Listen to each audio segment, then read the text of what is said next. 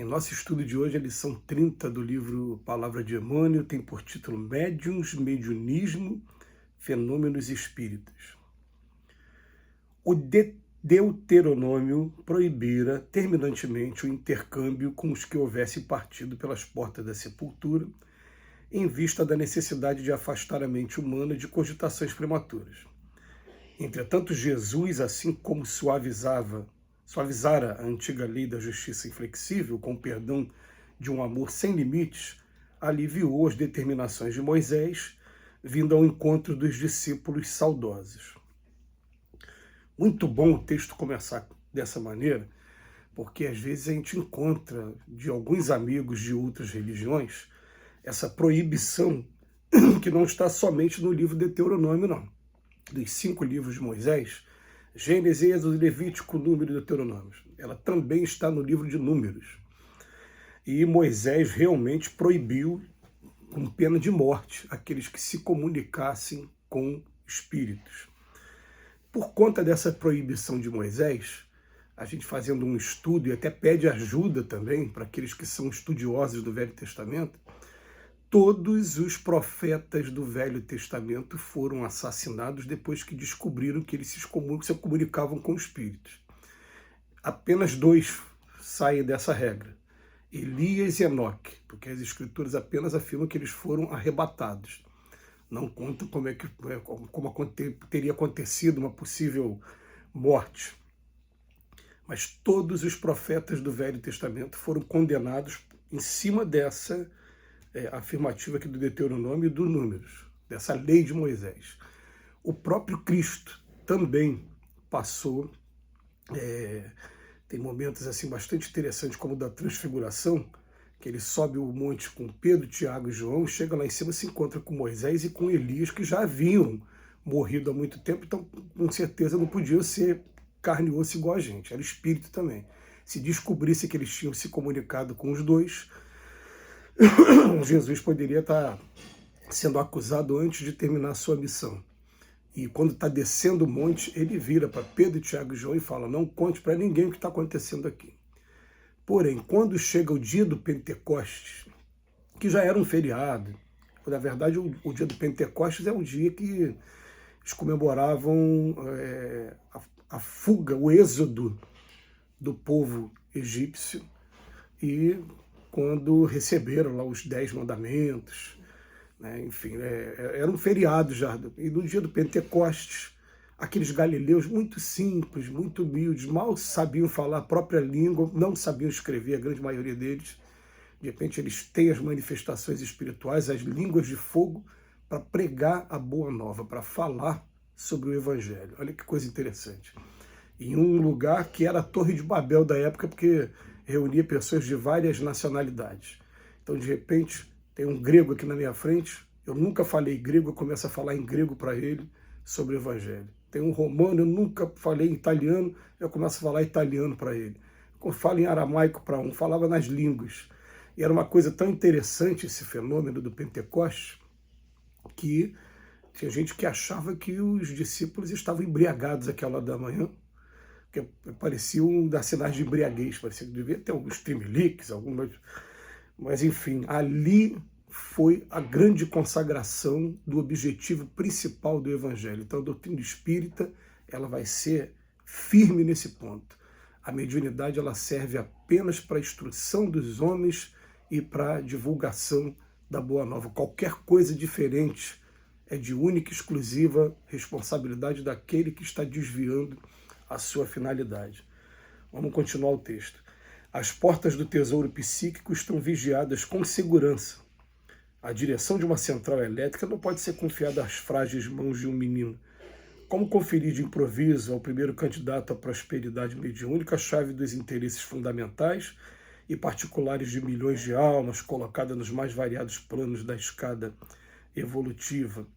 Então, a gente sabe que cada um tem essa capacidade mediúnica, esse termo que foi, ele é novo, a palavra mediúnica, se vocês encontrarem alguma Bíblia falando em médiums, mediúnico, a Bíblia foi reescrita, foi modificada, porque é uma palavra nova, uma palavra que não tem nem 200 anos ainda. Mas algumas pessoas, por interesse, vão lá e modificam a Bíblia assim. Então, o que acontece? Ele está querendo dizer para a gente que essas pessoas que trazem essa capacidade, você vai encontrar com muita frequência, mas quando se trata de uma missão, de uma coisa para atingir milhões de almas, não é qualquer pessoa que vai ficar encarregada, porque naturalmente nós aqui, a gente na Terra, a gente não vai dar os trabalhos que competem a um general para um soldado raso. Vai ter que ser uma pessoa mais habilitada. Um outro texto, médiuns, a vossa tarefa deve ser encarada como um santo sacerdócio. A vossa responsabilidade é grande, pela fração de certeza que vos foi outorgada, e muito se pedirá aos que muito receberam. Faz-se, portanto, necessário que busqueis cumprir com severidade e nobreza as vossas obrigações, mantendo a vossa consciência serena, se não quiserdes tombar na luta, o que seria crestar com as vossas próprias mãos as flores da esperança numa felicidade superior que ainda não conseguimos alcançar. Então, a mediunidade passou a ser encarada como uma missão. E a mediunidade ela vai servir para quê? Para mostrar a imortalidade da alma, para mostrar a possibilidade, sim, de comunicação com o mundo espiritual. Você pega tanto o Novo Testamento como o Velho Testamento, estão repletos de anjos, demônios, arcanjos e intercâmbio entre eles. Por que só eles seriam os privilegiados? E outra coisa, a gente chama de espírito aquilo que não está encarnado, não está em carne e osso. Então, tanto anjo como demônio vai se enquadrar na definição de espírito, e a gente vai ver também o intercâmbio com demônios em vários momentos, tanto do Velho como do Novo Testamento. Então, a comunicabilidade com os espíritos ela é possível, a gente vai chegar à conclusão da imortalidade da alma e de valores que farão com que a gente interprete o Evangelho de maneira diferente. Mais um texto. Os médiuns, em sua generalidade, não são missionários na acepção comum do termo.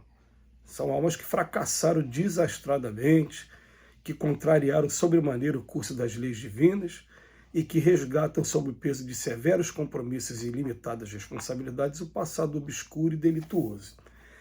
Em sua generalidade, ele não está falando que tem exceção.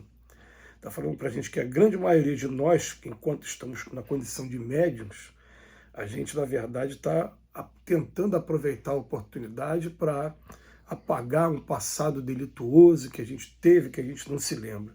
E é fácil entender isso, porque na maioria das vezes a gente vai pensar assim, poxa, entre viver a vida no mundo material plenamente, poder gozar dos prazeres da matéria, da família, dos passeios, do que ter essa experiência espiritual também, porque a experiência espiritual as pessoas se enganam, elas acham que a experiência é somente boa. Não, quem começa a ter intercâmbio com o mundo espiritual vai chegar à seguinte conclusão: a Terra é um lugar que o mal sobressai sobre o bem. E você começa a ver e ter contato com todo o mal que está acontecendo na Terra também. Isso causa perturbação, isso pode tirar totalmente o equilíbrio da pessoa. Mais uma mensagem: médiuns, ponderai as vossas obrigações sagradas, preferi viver na maior das provações do que cairdes na estrada larga das tentações que vos atacam insistentemente em vossos pontos vulneráveis. Vamos lembrar que quem tem essa mediunidade, tem essa sensibilidade com o plano espiritual, tem muitos espíritos aí que estão desencarnados, mas continuam viciosos, continuam desejosos de vingança e continuam nos influenciando o tempo todo. E por isso o médium precisa muito do estudo diário, do controle através do Evangelho, de uma autoanálise. Estou fugindo do Evangelho, eu preciso voltar correndo. Sendo o teledinamismo a ação de forças que atuam à distância, cumpre-nos esclarecer que no fenômeno das comunicações, muitas vezes entram em jogo as ações teledinâmicas imprescindíveis a certas expressões do medianismo. Então, quando ele vem falar de teledinamismo, a gente vai interpretar isso aqui, o teledinamismo, como se fosse uma tela.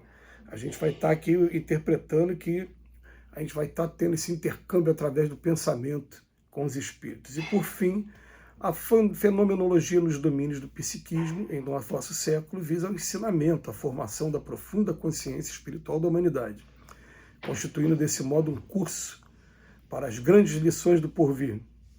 É por essa razão que necessitamos operar ativamente para que a ciência descubra nos próprios planos físicos as afirmações de espiritualidade. Isso está sendo feito por amigos dedicados que estão promovendo a aliança da ciência com a religião. Que Jesus nos abençoe hoje e sempre.